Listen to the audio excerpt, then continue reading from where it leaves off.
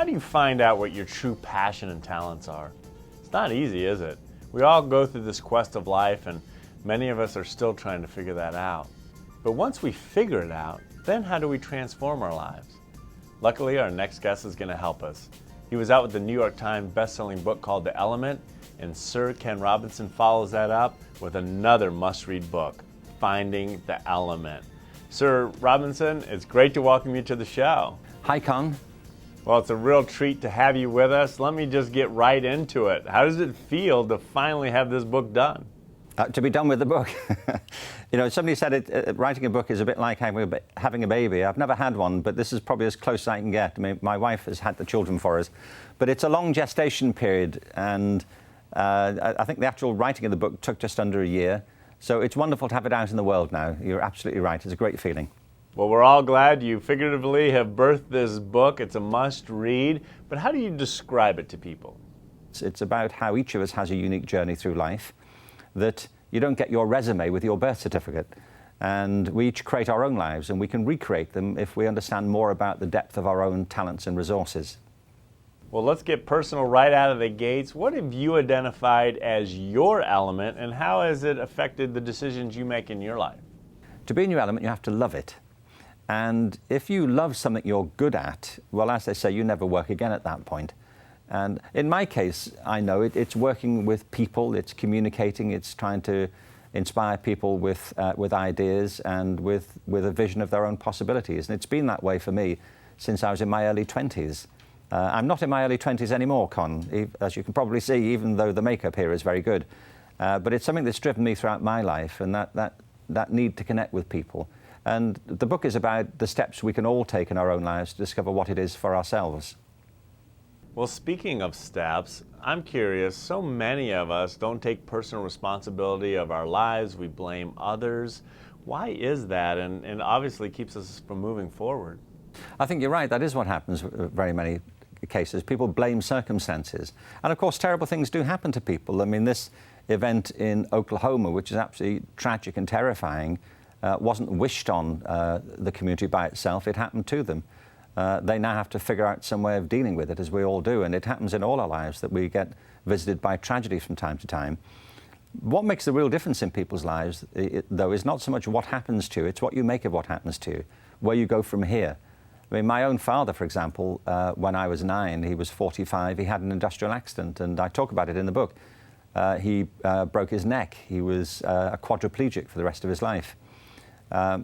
But, you know, although it was a terrible tragedy to us, what inspired us all was his own attitude to it. He remained very strong throughout it all. He remained very buoyant. He was always very funny, a very insightful man, and just a pleasure to be around. And he continued to be the head of the family. You know, you can't, in the end, blame circumstances for all your own decisions. The decisions you take, the attitude you strike, the ways in which you move forward and handle things is very much to do with you. And in the end, you're the only person who's responsible for your own life. Everybody else has their own life to live, and we share a lot of things together, but what we create for ourselves is our responsibility. And my argument in the book is that the great gift of being a human being is that we have powerful imaginations, wonderful reserves of creativity, and we can not only create our lives, we can recreate it if we understand the depth of what's within us. And what I aim to do in the book is to give some guidelines and some, as it were, navigational tools to help people on that journey. Well, Sir Robinson, what are a few of the navigational tools that we can use today in the quest for the life we want? Well, the first one is that you know, you create your life, and you create it through the decisions you take and through the opportunities you move towards or turn away from. And I can think back in my own life at the turning points that you know, if I'd gone in one direction or another, I'd be doing something entirely different. So it's really seeing the richness of opportunities around you. People talk about luck a great deal, you know, but luck is a bit of a cop-out because it makes it sound as if it's all serendipity and that you have no control.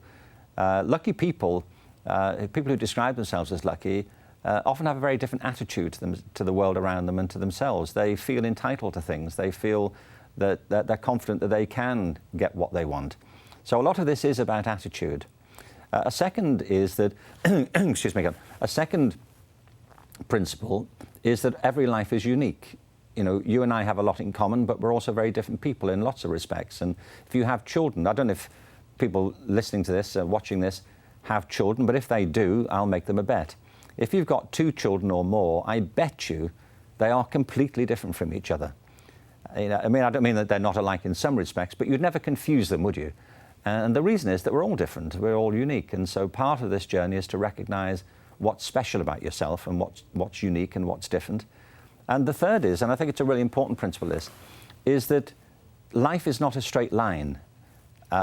People end up moving in all kinds of interesting and curious directions, even in the middle or towards the end of their lives. If you are a young person at school, the programs you take don't determine the rest of your life.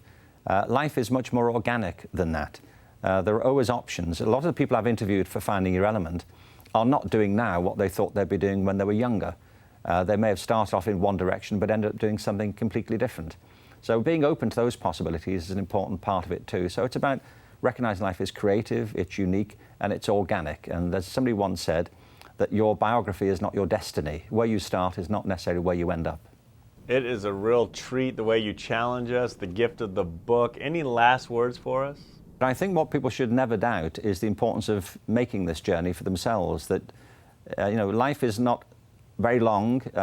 We have all sorts of opportunities, and I think the great responsibility we ourselves is to take them. I don't mean to abandon our responsibilities to other people, but I think if we live a life that has purpose and meaning, then we're often better for the people around us as well. And so it is about doing that. It's about seeing what lies within you as well as what may lie around you. On behalf of all of us, there's a gift that you have of creating hope, that enlightenment in all of us. Thank you for your continued passion in this light. Thank you for the element, and now your latest book, Finding the Element. It's a great pleasure, Conn. Thank you very much. Thank you.